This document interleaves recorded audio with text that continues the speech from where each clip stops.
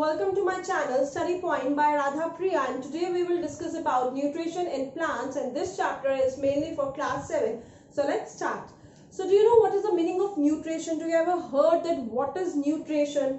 आपने अपनी मदर को कई बार बोलते हुए सुना होगा कि आप फूड में बहुत सारे न्यूट्रिएंट्स होते हैं. Alright, maybe you heard from your teacher also. But ये फूड जो है वो कहाँ से आता है? From where do you get your food? आपने लोअर क्लासेस में पढ़ा होगा that plants are the primary source of our food. Plants जो है वो प्राइमरी सोर्स है फूड का. ऑलराइट, इट्स ओके, हमने इसे मान लिया. But what about those living organisms जो दूसरे लिविंग ऑर्गेनिजम्स को खाते हैं, जो सिर्फ नॉनवेज खाते हैं? What about those? हम ह्यूमन बींग्स तो चलो ठीक है, नॉनवेज अवेलेबल नहीं है तो we eat veg. Alright, but what about जैसे लायन है, टाइगर है, उनका क्या होगा? वो कहाँ से अपना फूड लेंगे? So for that I am giving one example to explain that plants are the primary source of food. Suppose यहाँ पर कोई एक प्लांट है, ठीक है. इस प्लांट को किसने खाया? डियर ने खाया. ऑलराइट, इस प्लांट को डियर ने खाया and then this deer is eaten by the lion. Alright, अब इस लायन ने खाया, ठीक है. अब आप देखोगे कि ये अब इसमें मैं आपको ये कैसे समझाना चाह रही हूँ कि लायन जो है वो भी प्लांट्स पे डिपेंड है. देखो, प्लांट्स में जितने भी न्यूट्रिएंट्स थे वो किसने खाए? डियर ने खाए. अब डियर के अंदर क्या आ जाएगा? प्लांट्स के जितने भी न्यूट्रिएंट्स थे, जो भी हमें कुछ देता है प्लांट, वो कहाँ आ जाएंगे? डियर की बॉडी के अंदर आ जाएंगे, ठीक है. अब डियर को किसने खाया? Now this deer is eaten by the lion and जितने भी न्यूट्रिएंट्स इसकी बॉडी में प्रेजेंट है all comes to lion. So this lion is directly or indirectly depend upon the plants, because plants जितने भी हमें nutrients देता है, जो भी हमें energy level देता है, वो किसके अंदर आएगा? lion के अंदर आएगा. So directly or indirectly we are depending on the plants. So this nutrition जो है हमारे plants में बहुत सारे, हमारे खाने में, फूड में बहुत सारे टाइप से प्रेजेंट होता है. Like we have fats, we have minerals, we have carbohydrates, we have vitamins present in our food.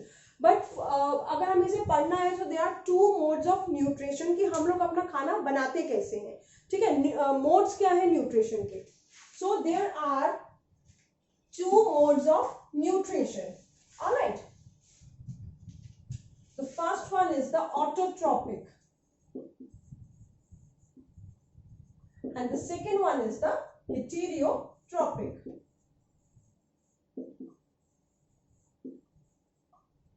Alright, अब ऑटोट्रॉपिक और हेटेरोट्रॉपिक जो है ये टू मोड्स हैं न्यूट्रिशन के. अब सबसे पहले हम पढ़ेंगे ऑटोट्रॉपिक के बारे में. And if we break this word autotrophic, it comes like this: auto plus trophic. Alright, अब ऑटो मींस सेल्फ. ऑटो का क्या मतलब होता है? Self. And the trophic means nourishment. Alright, so if you combine again this word, the meaning comes self-nourishment. Self-nourishment मतलब अपने आप को खुद ही नरिश करना, किसी दूसरे पे डिपेंड ना रहना, उसे हम क्या कहते हैं? सेल्फ-नरिशमेंट, ठीक है. So the autotrophic mode of nutrition is that where the living organisms जो हैं वो अपने आप को खुद नरिश करते हैं. They don't depend on others for their food. Alright, and यहाँ पर एग्जाम्पल क्या आती है? प्लांट्स की. Plants are the example of autotrophs. Plants are the autotrophs.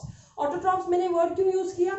जो organisms autotrophic mode of nutrition को follow करते हैं, they are known as autotrophs. All right. So plants are the autotrophs. Okay. And now comes to heterotrophic. Heterotrophic कौन से होते हैं? कौन से मोड ऑफ न्यूट्रिशन है जहां पे लिविंग ऑर्गेनिजम्स जो है they can not make their food by themselves, they are depending on other living organisms for their food. Alright, so यहाँ पे एग्जांपल में आएगा, सपोज सबसे पहले तो हम ही आएंगे human beings. Alright, human beings जो है सबसे बड़े हेटेरोट्रॉप्स हैं, क्योंकि हम लोग अपना खाना खुद नहीं बना सकते. हमें प्लांट्स की जरूरत पड़ती है, हमें एनिमल्स की जरूरत पड़ती है अपने खाने को बनाने के लिए. But now we will discuss about how plants are making their food. Autotrophs तो हमने इनको बोल दिया, but ये बनाते कैसे? And what is the dish? What are the ingredients they are making? They are using what kind of ingredients they are using to make their food. All right. So अब हम इसके बारे में पढ़ेंगे. So आपने छोटी क्लासेस में भी एक छोटी सी टर्म सुनी होगी, फोटोसिंथेसिस. फोटोसिंथेसिस. अब फोटोसिंथेसिस क्या है?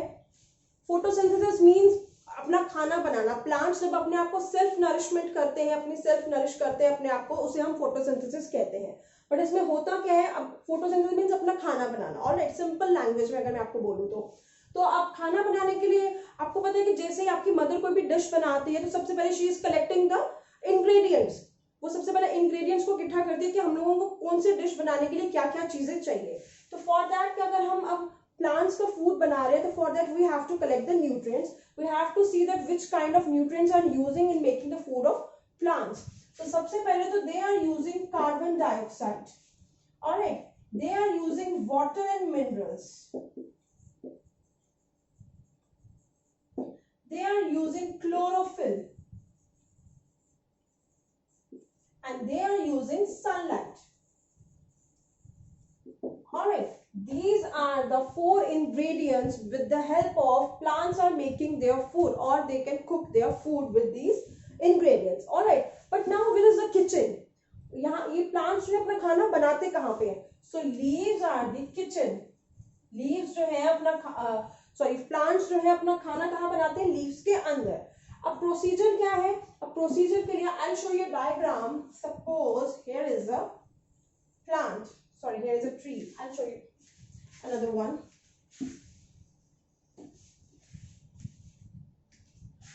Suppose there is a plant, these are the roots, and here is the sun.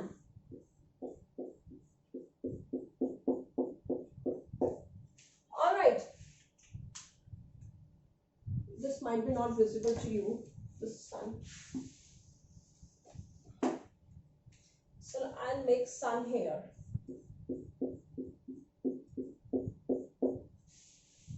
All right, so now we will see that how they are collecting, like we are if sometimes we are making a dish, we have to collect our ingredients from the grocery shop. So ये लोग जो है ये अपनी इनकी grocery shop कौन सी है? First we will see that. तो सबसे पहले प्लांट्स जो है कार्बन डाइऑक्साइड कहाँ से लेंगे? एज वी नो दैट कि हमारे एटमॉस्फेयर में कार्बन डाइऑक्साइड प्रेजेंट होती है, तो ये एटमॉस्फेयर से क्या लेंगे? Carbon dioxide. ऑलराइट, एटमॉस्फेयर से कार्बन डाइऑक्साइड लेंगे। Now comes to water and minerals. Water कहाँ प्रेजेंट होता है? सॉइल में, विद मिनरल्स के साथ। तो सॉइल में वाटर एंड मिनरल्स प्रेजेंट होते हैं, कार्बन डाइऑक्साइड एटमॉस्फेयर में प्रेजेंट होता है, एंड सनलाइट से, ऑब्वियसली सनलाइट कहां से आएगी? सन से आएगी। एंड क्लोरोफिल जो है this is already present in the leaves, ठीक है। It is a green pigment, green colour की एक पिगमेंट होती है जो कि हमारे प्लांट्स को ग्रीन कलर देती है। ऑलराइट, और ये कहाँ प्रेजेंट होती है? लीव्स के अंदर एक ऑर्गेनेली होती है, लीव्स के सेल के अंदर there is a organelle present which is known as a chloroplast. Alright, ये आप अपनी फर्दर क्लासेस या चैप्टर में पढ़ोगे। क्लोरोप्लास्ट, लीव्स के अंदर सेल होते हैं। हमें पता है कि सेल जो है हमारी बॉडी को बनाते हैं, तो लीव्स में के अंदर भी क्या होते हैं? सेल होते हैं। प्लांट्स भी सेल से बनते हैं। तो लीव्स के अंदर सेल होंगे और सेल के अंदर ही एक ऑर्गेनेली प्रेजेंट होती है। सेल के अंदर बहुत सारी ऑर्गेनेली होती है, जैसे कि न्यूक्लियस हो गया, देन दिस क्लोरोप्लास्ट हो गया, माइटोकॉन्ड्रिया, गोल्गी अपरेटस, सब कुछ होता है उसके अंदर। तो क्लोरोप्लास्ट जो है एक ऐसी ऑर्गेनेली है जिसके अंदर एक ग्रीन कलर का पिगमेंट प्रेजेंट होता है which is known as a chlorophyll, and this chlorophyll is very important ingredients in photosynthesis. Alright, this is all clear. अब हम देखेंगे कि अभी कार्बन डाइऑक्साइड को लेता कैसे है? एटमॉस्फेयर में तो ये प्रेजेंट है, अब हमें इनका पता चल गया कि प्रेजेंट कहाँ पर होते हैं, बट अब ये इनको लेगा कैसे? तो सबसे पहले हम देखेंगे कार्बन डाइऑक्साइड जो है लीफ कैसे लेते हैं। तो लीफ के अंदर if you are seeing this leaf in a magnifying way, तो यहाँ पर क्या होता है? छोटे छोटे पोर्स प्रेजेंट होते हैं। Small pores are present on the surface of the leaves, and these pores are known as stomata. Alright, stomata जो है वो कहाँ प्रेजेंट रहते हैं? On the surface of the leaves. And this stomata जो है, शो यू डायग्राम।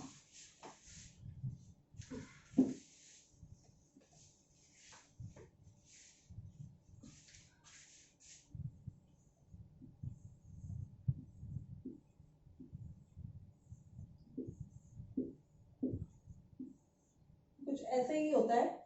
अब ये स्टोमेटा जो है, this is stomata, alright, this is stomatal pore.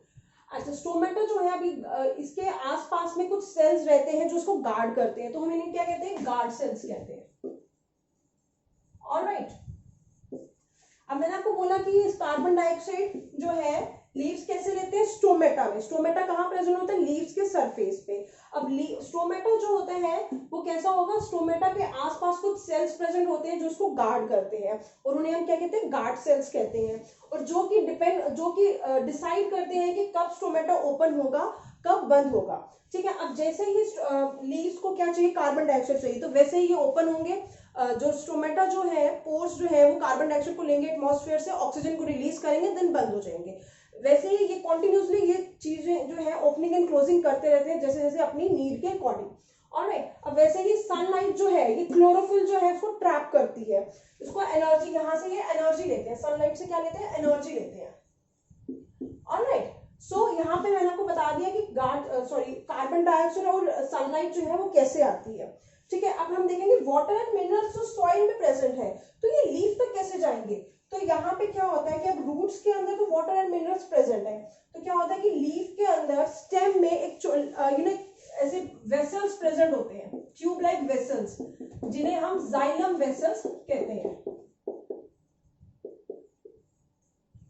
Xylem vessel कहते हैं, this will you read in your 10th standard, transportation in plants. क्या होता है कि ये जाइलम वेसल्स जो होते हैं, ये वाटर एंड मिनरल्स को लीफ तक पहुंचाते हैं, यहाँ पर कॉन्टिन्यूसली इनका ट्रांसपोर्टेशन चलता रहता है वाटर एंड मिनरल्स का। ठीक है, so this is how they are getting their ingredients. ठीक है, they are collecting their ingredients. अब एग्जैक्टली होता क्या है, प्लांट्स जो है वो क्या करते हैं,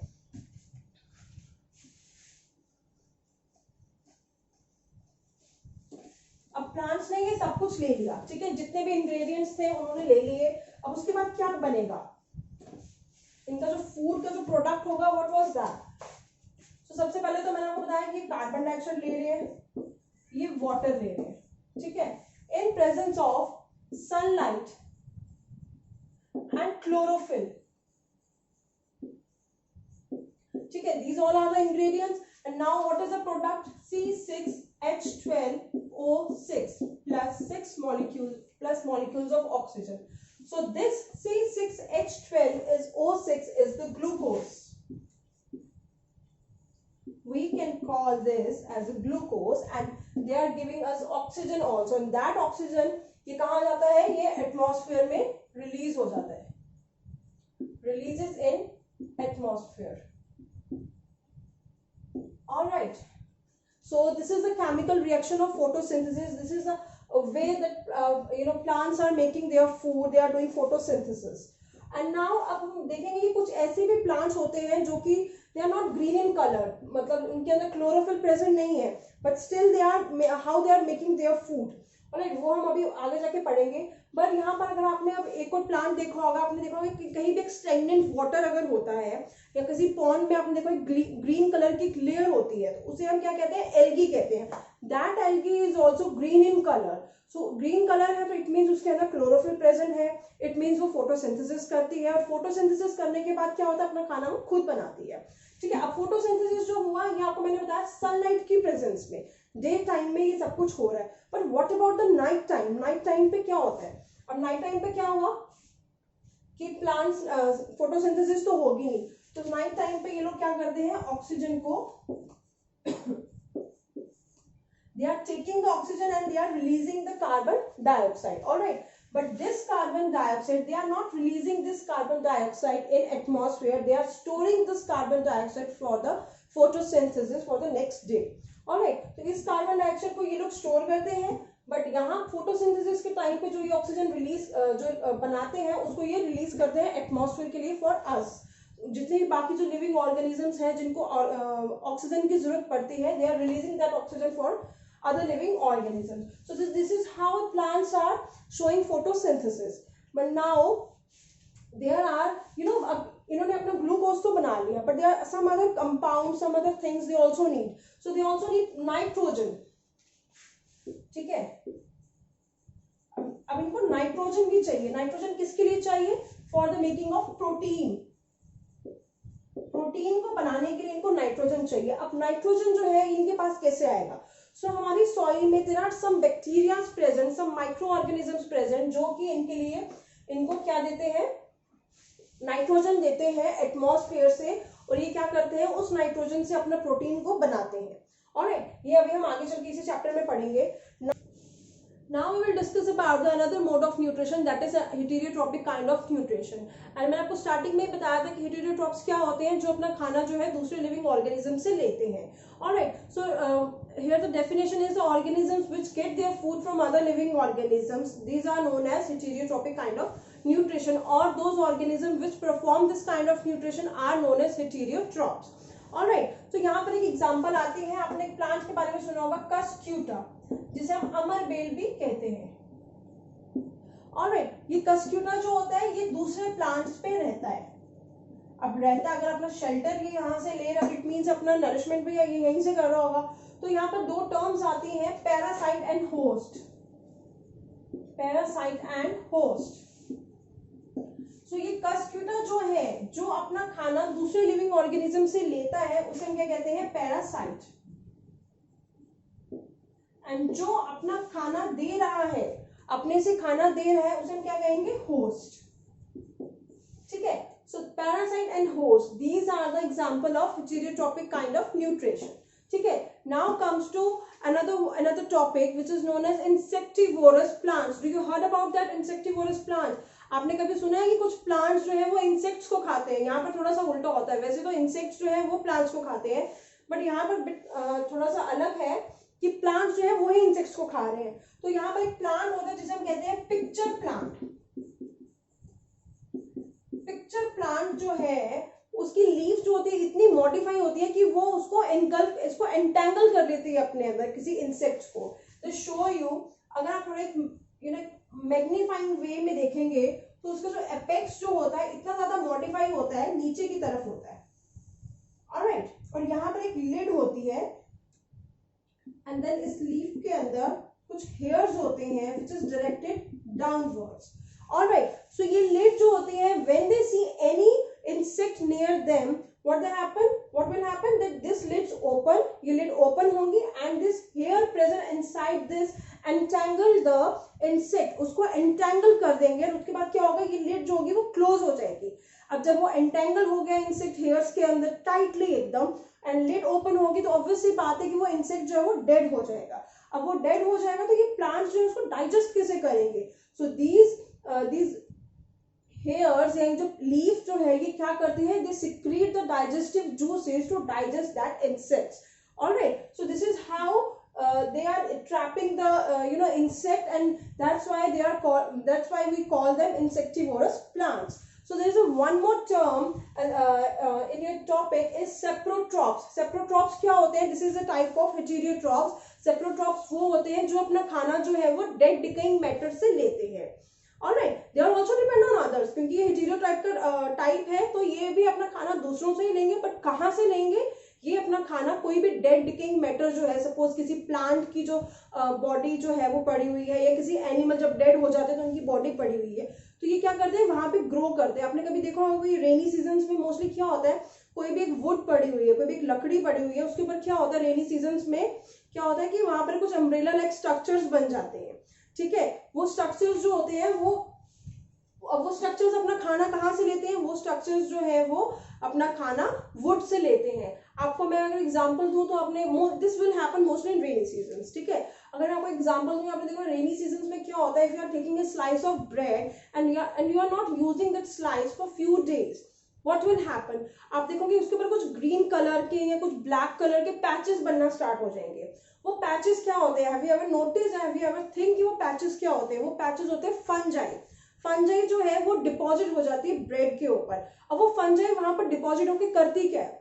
फंजाई जो है उस ब्रेड से अपना खाना लेती है, extracting all the nutrients from the bread. Alright, but ये मोस्टली रेनी सीजन्स में क्यों होता है? ये इसीलिए होता है because in our atmosphere, in our air, in rainy seasons fungi spores are present. Air में फंगल स्पोर्स प्रेजेंट होते हैं. जैसे ही वो कोई वेट या कोई वार्म चीज देखते हैं वहां पर स्टिक करके वो जर्मिनेट करना स्टार्ट कर देते हैं. So this is how most of things our get spoiled in rainy season. Alright, so now there's a one more term which is known as a symbiotic relationship. अब symbiotic relationship क्या होता है? symbiotic relationship वो होता है जहां पर दो लिविंग ऑर्गेनिजम्स जो है अपने साथ कुछ शेयर करें. They are sharing their food, they are sharing their shelter with each other. Alright, so यहाँ पर कैसे होगा? For that I am showing you one example. Suppose यहाँ पर कोई भी एक ट्री है सपोज, ठीक है. अब ट्री में रूट्स तो होंगी. अब रूट्स में क्या रहता है, फंजाई रहती है, ठीक है. अब रूट्स में फंजाई रहती है. अब रूट्स जो है, अब फंजाई अगर यहाँ पर ट्री के पास है तो इट मींस ट्री ने अपना शेल्टर शेयर किया, इसको शेल्टर दिया है यहाँ पे. ऑलराइट. अब आपको पता है कि ट्री जो है they have chlorophyll and they are doing photosynthesis for making their food, they are self nourishment. Alright. So ये क्या करते हैं, अपना फूड भी फंजाई को देते हैं, ठीक है. यहाँ से इसने अपना शेल्टर भी दिया इसको, यहाँ से इसने आपको फूड भी दिया. अब बदले में फंजाई इसको क्या दे रहा है, तो यू नो दैट कि water needs, plants need water and minerals for photosynthesis. तो ये फंजाई जो है ये वाटर और मिनरल्स को ज्यादा जल्दी पहुंचाने के लिए हेल्प करता है ट्रीज को. So this is how they are showing symbiotic relationship, जहां से ये भी कुछ शेयर कर रहा है, फंजाई भी शेयर कर रहा है और प्लांट्स भी कुछ शेयर कर रहे हैं. सो यहाँ पर कुछ ऑर्गन्स होते हैं जिन्हें हम लाइकन्स कहते हैं. लाइकन्स में क्या होता है कि वहां पर आपका एक पार्टनर जो होगा इट मस्ट हैव क्लोरोफिल, उसके अंदर क्लोरोफिल होना चाहिए. सो सपोज अगर फंजाई है, ठीक है, और एल्गा, यहाँ पर आपने देखा होगा कि मैंने यहाँ पे एल्गा लिखा है because it's singular, so that's why I write here alga. तो फंजाई जो है as you know that soil में रहता है तो वाटर प्लस मिनरल्स शेयर करेगा, ठीक है, और शेल्टर भी दे रहा है. एंड एल्गा आपको पता है कि पॉन्ड में, मैंने आपको बताया था कि स्टेग्नेंट वाटर में रहती है, पॉन्ड में ग्रीन कलर की जो लेयर होती है उसे हम एल्गी कहते हैं. तो it means it is green in colour, आपने देखा होगा ये. तो इट मींस अगर ये ग्रीन कलर है तो इसके अंदर क्लोरोफिल प्रेजेंट है, और क्लोरोफिल प्रेजेंट तो ये अपना फोटोसिंथेसिस करके अपना खाना खुद बनाती है. तो इट मींस जो एल्गी जो है वो अपना फूड शेयर कर रही है, फंजाई जो है दैट शेयर अपना वाटर, मिनरल और शेल्टर, ये दोनों आपस में शेयर करें. That's why they are showing symbiotic relationship with each other. Alright. अब आपने देखा कि सॉइल से ही वाटर भी निकल रहा है, मिनरल भी निकल रहा है, कितना कुछ निकल रहा है, ठीक है. फोटोसिंथेसिस आपने देखा कि प्लांट्स को सिर्फ ग्लूकोज नहीं चाहिए, प्लांट्स को प्रोटीन्स भी चाहिए, और प्रोटीन कैसे बनाते हैं, नाइट्रोजन से बनाते हैं.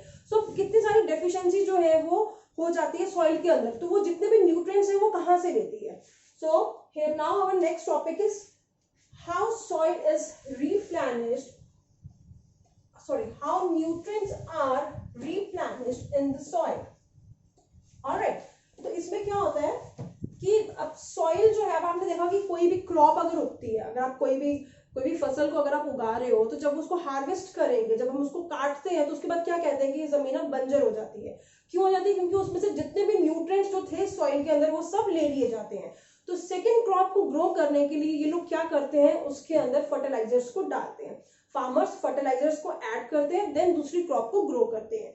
बट यहाँ पर कुछ और भी कुछ ऐसी क्रॉप्स होती हैं जिसे हम कहते हैं लेगुमिनियस क्रॉप्स. लेगुमिनियस क्रॉप्स वो क्रॉप्स होती हैं जहां पर हम पल्सेस को उगाते हैं, दालों को उगाया जाता है, ठीक है. दालें जो होती है, पल्सेस जो होती हैं, उनको उगाया जाता है. बट यहाँ पर जो फार्मर्स जो है, यहाँ पर वो लोग फर्टिलाइजर्स का यूज नहीं करते हैं. क्यों, क्योंकि यहाँ पर एक बैक्टीरिया प्रेजेंट रहता है जिसे हम कहते हैं राइजोबियम. एक bacteria which is known as rhizobium, जो क्या करता है, यहां से वो लेगुमिनियस क्रॉप के लिए वो नाइट्रोजन फिक्स करता है, ठीक है. अब नाइट्रोजन फिक्स करेगा, कैसे करेगा, आपको मैंने बताया था कि प्लांट्स जो एटमॉस्फेयर में 78% जो है नाइट्रोजन प्रेजेंट रहता है. ऑलराइट. अब 78% नाइट्रोजन जो है वो गैसेस फॉर्म में है. अब प्लांट्स जो है उसको वैसे यूज नहीं कर सकते. अब ये राइजोबियम जो है उस एटमॉस्फेरिक नाइट्रोजन को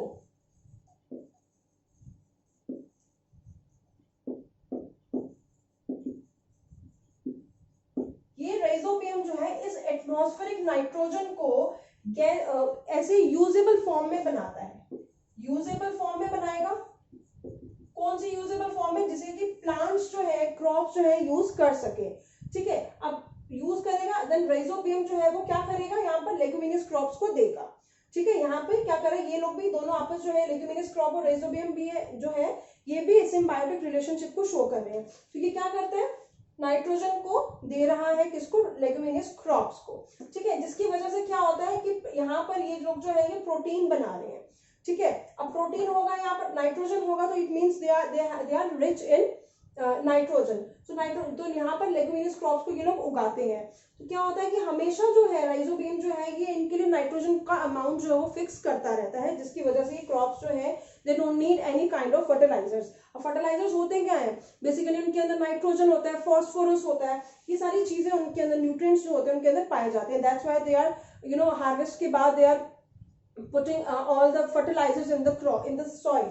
ठीक है, क्यों? क्योंकि सॉइल को सॉइल की नरिशमेंट करते हैं ये लोग। बट यहाँ पर लेग्यूमिनस क्रॉप्स में क्या होता है, राइजोबियम जो है वो ही खुद ही जो सॉइल है उसका नरिश करता है, तो इसीलिए they don't need to put the fertilisers in crop in soil where leguminous crops are grown.